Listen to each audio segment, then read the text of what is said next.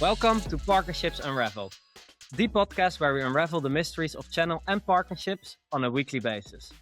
My name is Rick van der Bos, and I'm the founder and CEO of Chanext. And I'm here together with not one, but two Cisco executives, Elisabeth De Dobbeleer, Senior Vice President Global Programs, and Jason Gallo, Global Vice President Partner Value Acceleration. Welcome to the show. Thank you, Rick. Very nice to see you. Thank you. Great to be here. We have a very exciting topic for today, which is the launch of the new Cisco 360 program. Before we dive into that, Elisabeth and Jason, could you share a bit more about yourself and your experience in the industry so far? Absolutely. So my name is Elisabeth De Dobbeleer. So you may hear from my accent or my name. I am from Belgium. I'm speaking to you from Belgium as well. I've been at Cisco for close to 26 years in very different roles, legal sales roles, operations roles, business development roles all over the world in EPJC, Middle East and Africa, Europe, and global roles as well. But right now I am leading the partner program and go-to-market strategy for Cisco's global partner sales organization. So I'm reporting to the channel chief. Jason Gallo, and I report to Elisabeth and lead the go-to-market piece of the organization that she described. Great. Yeah, so indeed the topic today is all about the Cisco 360 program. And I'm super curious. The Cisco program has been foundational for decades. What made this the right moment to fundamentally change the program? It's been a few years in the making, if you want, on the one hand, right? So we had already worked on transforming the incentives itself to align with more of a land, adopt, expand, renew framework. So we announced that at Partner Summit in 23. And obviously we saw the market shifting, and we saw our peers and competitors shifting from a single transaction or land focus to everything that happens after the transaction as well. So more lifecycle selling and motions. We also saw our ecosystem diversifying. Surely Jason can speak a lot about that because he's very much leading that for us. We also heard for years our partners saying that one of the key opportunities or pain points was the complexity, because obviously our existing program, as much as it was considered best in class and industry leading, it was more than 20 years old. So we had over the years tweaked and adjusted and built on and added on. And so obviously it became quite complex to manage, complexity that I think our partners loved and hated at the same time. And then simply the market moving, right? And what customers expected from us. And again, I think Jason is more articulate when speaking about that, about portfolio and customers and of course the impact of AI. Yeah, and I'll pick up right from there. I mean, to Elisabeth's point, the speed of the market right now with AI and where we're headed with some of the innovations that are coming out of Cisco, the program needed another gear, if you will, to where we can be agile, to where we can move at the speed of the market. And so the timing to your question was perfectly put. But then the other thing along those lines is we found that partners needed to be both deep as well as broad, because the portfolio is very deep in certain areas, but yet Cisco is known to have one of the broadest portfolios. And that's a real strength of ours. And so how can we reflect within the program areas where partners can have a depth of understanding in things like security and, cloud and AI and, classical networking, et cetera, but at the same time, bring those together and have the program recognize both depth and breadth. I can imagine, yeah. And that's indeed the challenge we hear a lot in the market as well. Like how did you approach that? Sort of like making sure that it drives both depth and breadth. Well, I think one of the first things was to ensure that neither depth or breadth superseded the other, because both are important. We have great partnerships, let's say for security as an example, where they are specialized in that area, or they're focused in that area, I should say. And that's okay. We really genuinely need that expertise because they can speak to those buyers in a unique way. But then there are other customers that really want an end-to-end approach from Cisco and how to bring out the entire solution's value, maybe even add elements that Cisco doesn't have. So they bring their own intellectual property to the table. And one of the things that Elisabeth early on really instilled in us was to make sure that this was a whole ecosystem. So we recognize now developers, advisors, not just the technical breadth, but some business model breadth and route to market breadth as well, because it takes multiple types of partners to bring those solutions to our customer. That's also, Rick, why we call it Cisco 360, because 360 refers a bit with a wink of an eye, let's say, to that all-encompassing or all-inclusive ecosystem, whereby we want to accommodate and design in for all the different ways partners are contributing value to our customers.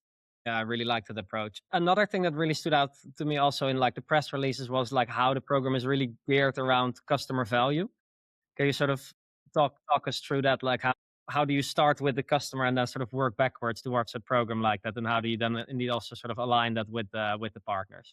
All of this only matters if we can drive better and more customer value. And so we defined partner value in one of these core principles, meaning the partner value index, in terms of how is a partner bringing value to the customer. That was really core to everything we did. And we used it as a design principle. And that also led to our first ever marketing campaign to customers in terms of the value of our ecosystem and how our ecosystem is a differentiated asset and can bring value to the customers. Yeah, I think that's indeed something that I found very unique when reading more and hearing more about the program is that how much it is really geared around that, and indeed something you shared as well is around like indeed the process to get there, the design thinking, and that was something that really stuck out for us is co-designing a program of such scale that is I think super impressive. And what I think is super interesting for our audience as well is like how did you approach this to really make sure you got to the right outcome eventually? When we started, we brought together a community inside Cisco of both people with channel expertise and people already in the channel organization, but also thinkers from across, right? I call them thinkers because I knew that either they were very up to speed on what was happening in the market, they were working with partners, but they were not necessarily in the partner org. So we had technical SE leaders, we had folks from operations and IT, we had folks from the business entities, all contributing. So we made it a very deliberate choice in those very early stages when it was just an idea and just a beginning and it was all NDA protected still, to bring a very diverse community together of disruptive thinkers and people who really cared about our ecosystem and the value our ecosystem is bringing to our customers and obviously also to our company. So we started like that. And I would say it became a bit of a movement because those were about 20, 30 people developed into 50, 60, I think.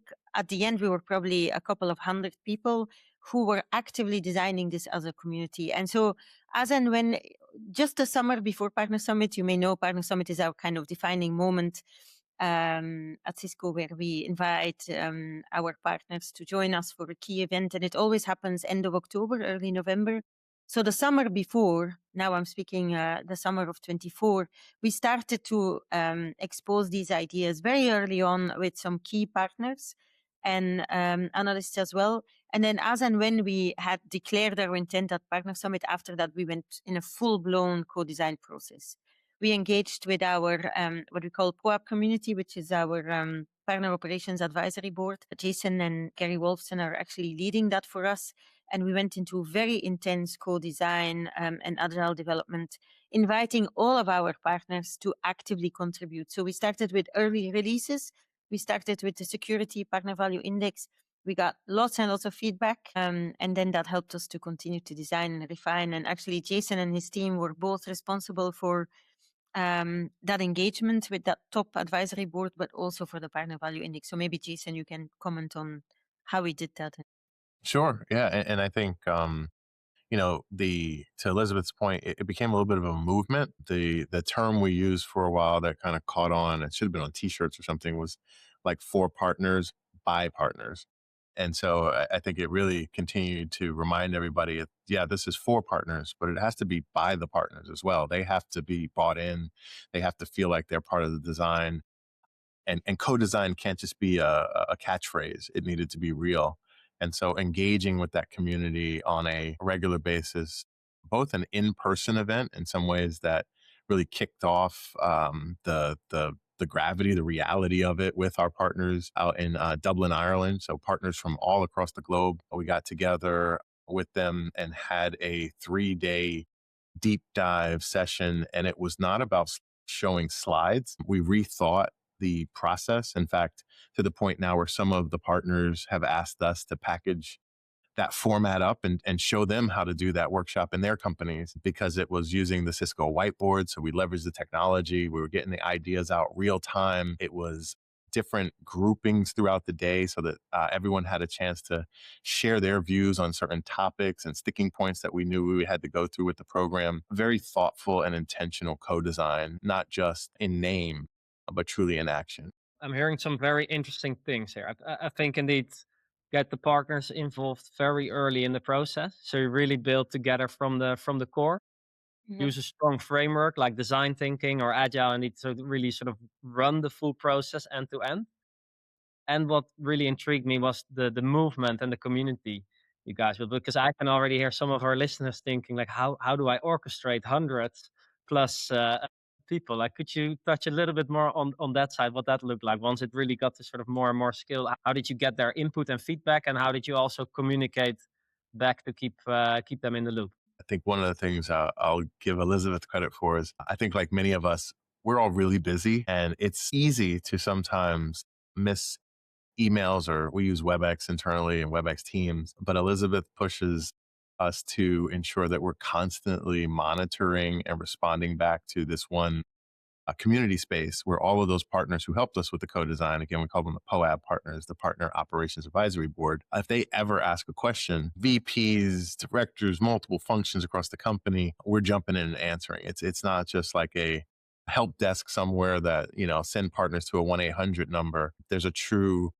constant, always on relationship cadence such that, that ability to take hundreds of people, but make it feel really small, like a community with again, leveraging the Cisco innovations, the tools like WebEx to do that. But then I think with the culture that's been built, where we're monitoring that, not just sending it to a help desk somewhere. I think people begin to trust that the ideas were being heard, not just once a year in Ireland, let's say, but a continuous follow-up process that was always on. Yeah, I would just add, I think it was a very deliberate and organized effort. So we did what Jason just explained, but on top of that, we had webinars that were open to all partners, right? Small and big and medium and any partner at all. And we would consistently collect feedback through that. We would collect feedback through one-on-one meetings. Obviously, we would collect feedback through the POAP community. So we would, through multiple channels, get feedback, whether it's survey-based, we use Slido within WebEx, whether it was anecdotal, whether it was from one-on-one conversations, from one-to-many conversations.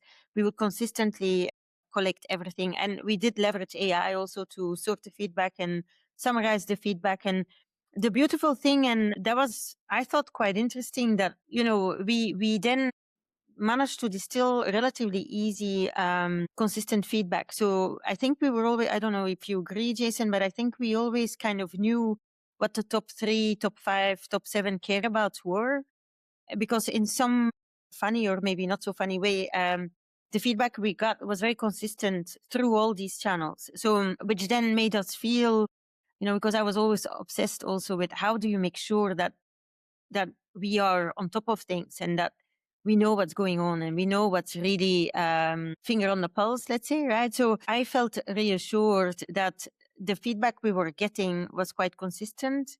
And so whether Jason or I were presenting in an executive exchange or talking to a partner one-on-one or assisting in a webinar, somehow the themes were very consistent, and that made us feel that we were close enough to the truth, right?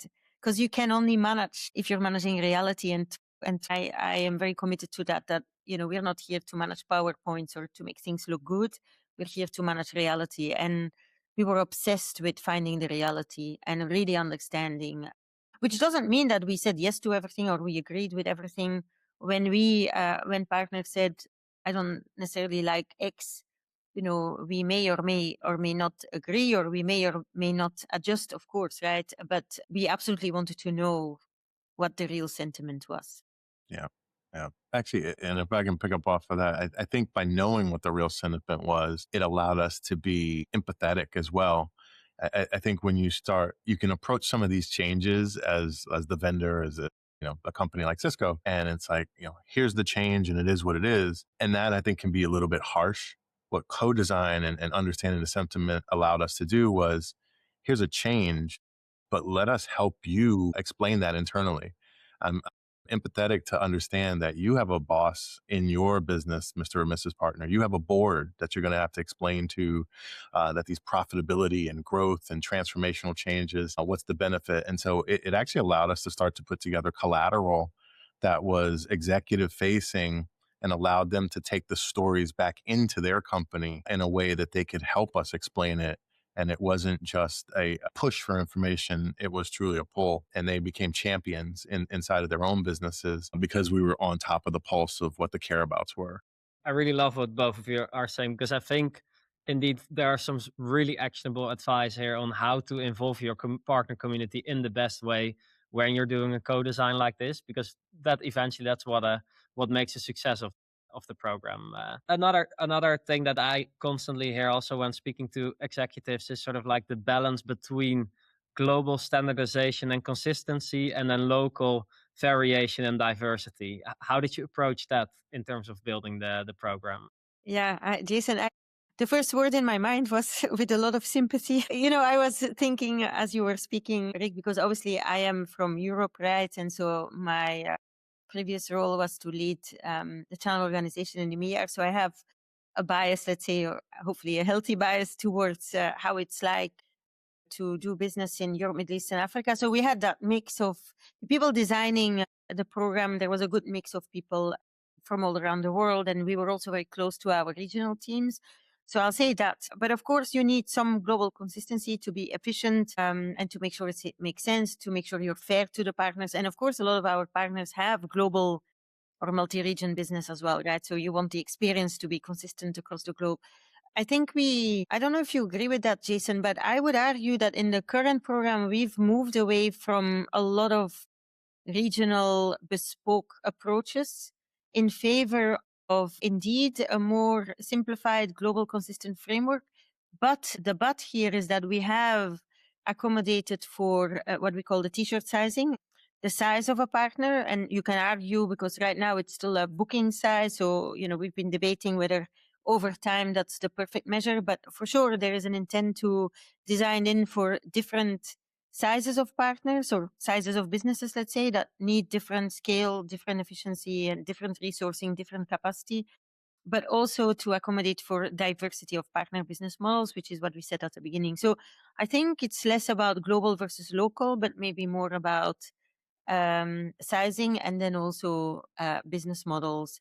Because in today's environment where physical boundaries are blurring, let's say, if you think managed services and being able to provide services from all over the world and even the influence of software services and then even AI, you could argue that some of that, we had a lot of brick and mortar type of requirements in our old program, which of course were inspired by shipment of products all across the world. And we still have a lot of that because we care about our national partners, but we've tried to be fair in terms of how important that still is. Not much to add from my side. I mean, I think that's exactly it.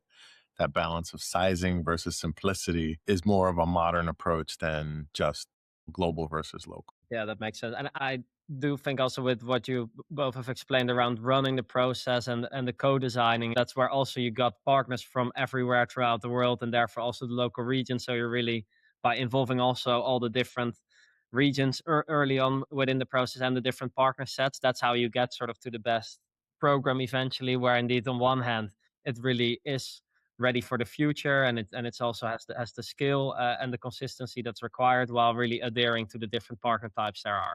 And a thing that we discussed briefly in the beginning is indeed also the fast evolving market and AI and everything around it. Like, how did that really fast pace in the market influence how you designed the program? I think, well, a few things.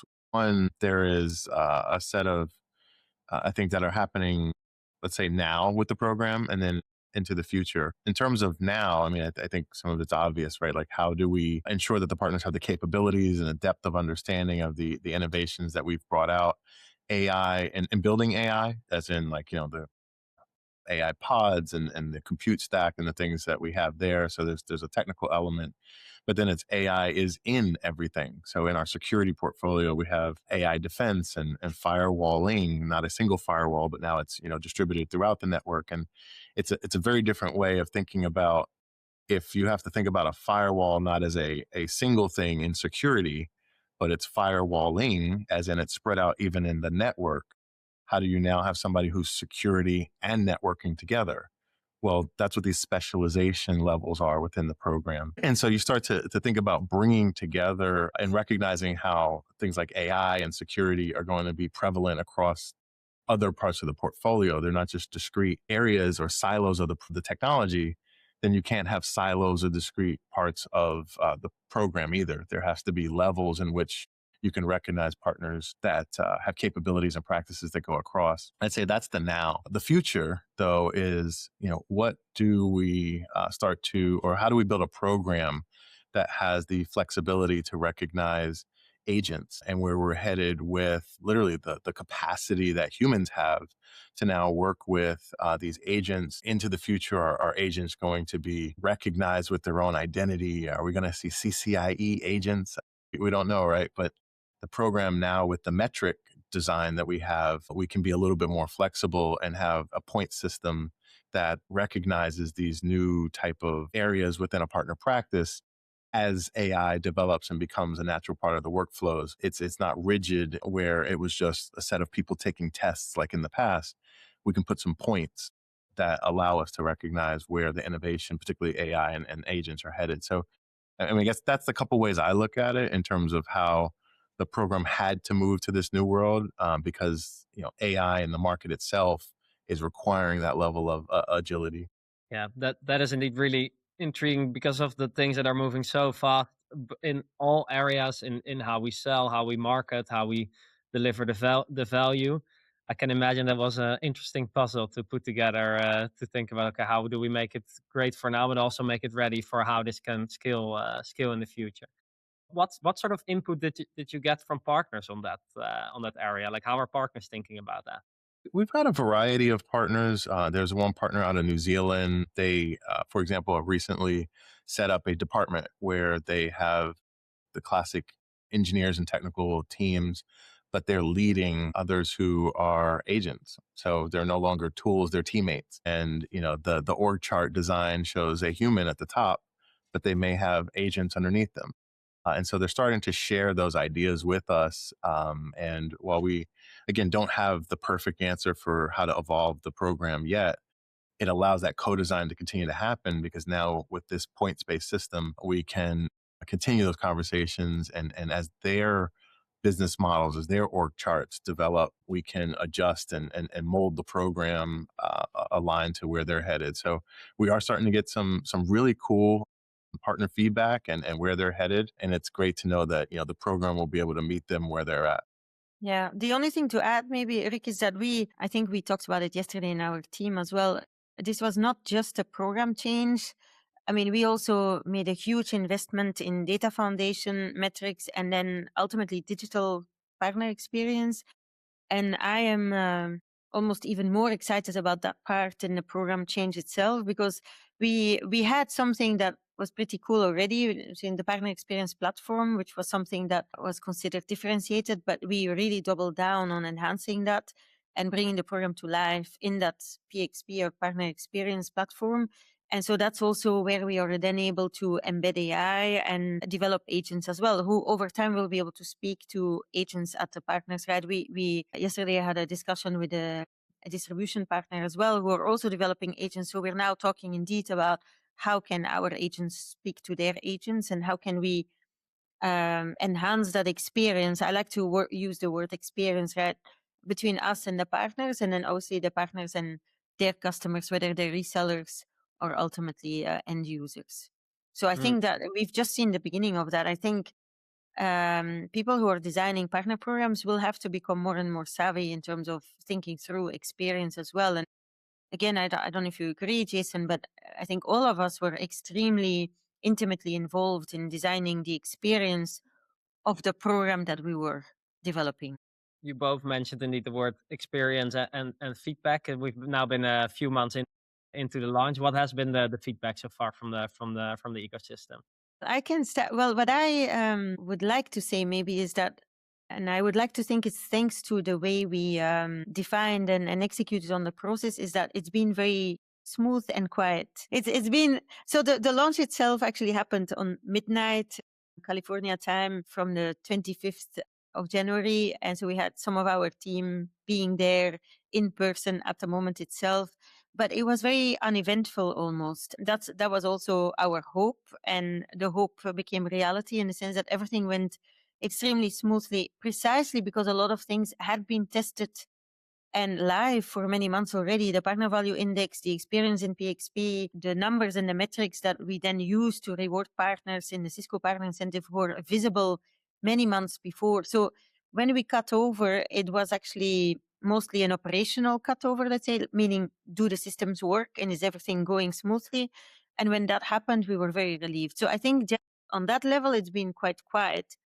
On another level, we are still extremely busy designing for distribution, designing for advisors and developers. We will be coming out with that at Partner Summit, but we're doing a lot of work right now already, and we've used the same approach of tapping into the community and doing co-design. So we still have a lot of work to do and to deliver. So in that sense, it's not quiet at all. And I think in terms of partner feedback, I think everybody is now over the on the other side of the launch. We're making sure profitability is still number one priority and that partners are able to monetize the relationship and doing, as we promised, hopefully at least as good, if not better, in the new program. And then there's a lot of talk about enablement. And again, Jason, maybe you want to talk about that.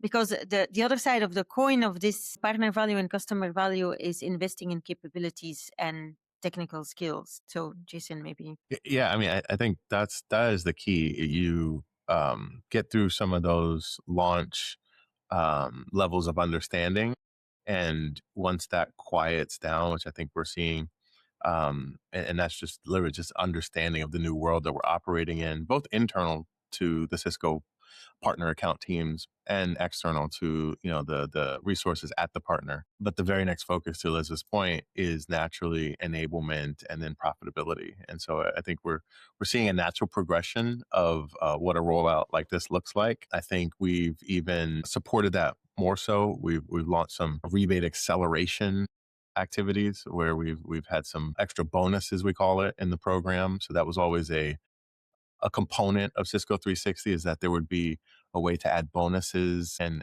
that would be in a period or one of our fiscal halves to help, again, boost or align with the business, and back to that first principle of, are we driving towards the customer that outcome that we want. And so we've put some bonuses in place. So first time we kind of use one of these new levers, and it's working pretty well, and I think supporting our partners' profitability. And then to the point on enablement, we've seen our we call it Black Belt, which is a free training and set of modules that partners can take across multiple personas. There's free training for SEs, there's free training for salespeople, there's free training for operations personas, there's marketing for the marketeers at the partner.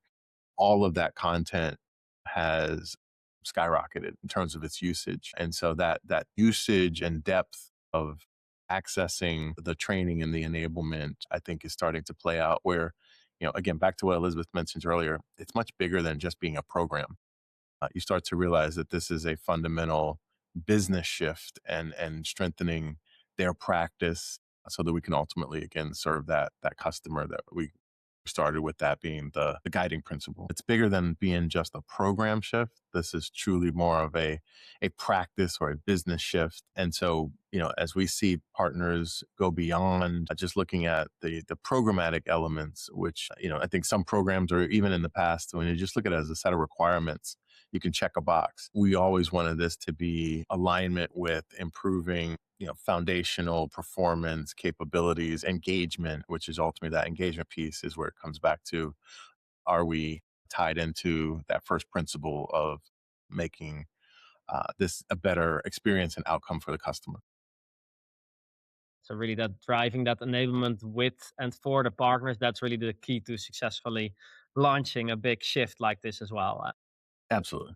If we fast forward 5 years, what success criteria would you look at to say, hey, I feel Cisco 360 has been a big success? There's a couple. I think we've talked about it already, right? The agility and the still being relevant, as in still being able to provide the outcomes customers need, would be a cornerstone to this, right? That would ultimately have proven that this program is landing and is successful. So that's a philosophical point almost. But I think being able to drive customer value on an ongoing basis as the market is moving fast and technology is developing in an exponential way, let's say. And then, of course, with that profitable growth, I think my team and I were very committed to profitable growth for our partners. And so the way and this is again Jason's remit, the go-to-market strategy and the way we translate that into programs and incentives and specializations that allow partners to become more capable and driving more value and ultimately making more money is the goal. And the only thing I'll add is, because I think we covered the external and those pieces, but I have a lot of hope for internally. I think what a program shift of this scale has done is it really elevated the impact that the concept of partnering can have. And Cisco's always been a very partner first, partner friendly company. I think everyone knows. But when you have a change like this, it's galvanized so many things towards improving the operations, improving the systems, improving the data foundation behind how we work with partners. Elisabeth mentioned, the agentic, AI connections between us and our distributors. It really has brought the rest of the company to the table to say, way beyond this being a program, how do we all rally around making partners and the concept of partnering more successful 5 years from now? I think that's really what's sticking with me indeed after this conversation, is that by starting on designing a new program, you actually start looking outward to the customer, to the world. What are the trends that are happening? And I think the result of that is actually driving a movement, like you two have also called it, not just with the partners, but actually with the full company. What is our view on how the world is changing and how are we going to drive towards that? I think super interesting. I have a final question, which is for our audience and the wider ecosystem. What's next for Cisco 360? Well, what are the things that people should be looking out for in the rest of this year? Maybe I'll start so that you can hit it at the end, but I'll just say, on a tactical level, we are driving some new partner value indices. As you heard from Elizabeth, advisor, consultant. Yeah, advisor really speaks to our consultants and GSI community. We have developers. So there are communities that we want to bring in that really build on top of our platform and drive their individual code base. We are looking at some of the distribution partner value indices and bringing our distributors in more alignment and recognizing the value that they bring. And then from a portfolio standpoint, what we call mass scale infrastructure.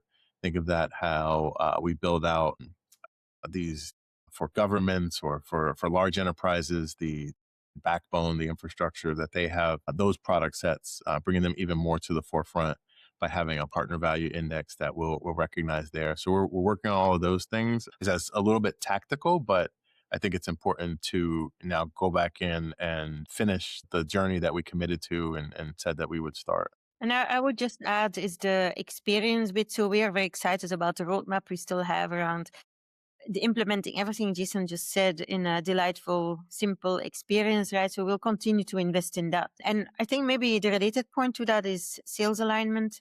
I think one of the things, we didn't speak about that yet, but one of the things that our ecosystem and partners were very excited about is the promise of Cisco 360 bringing more and improved sales alignment, as in the alignment between our partner sellers and our engineers and our Cisco sellers and our engineers.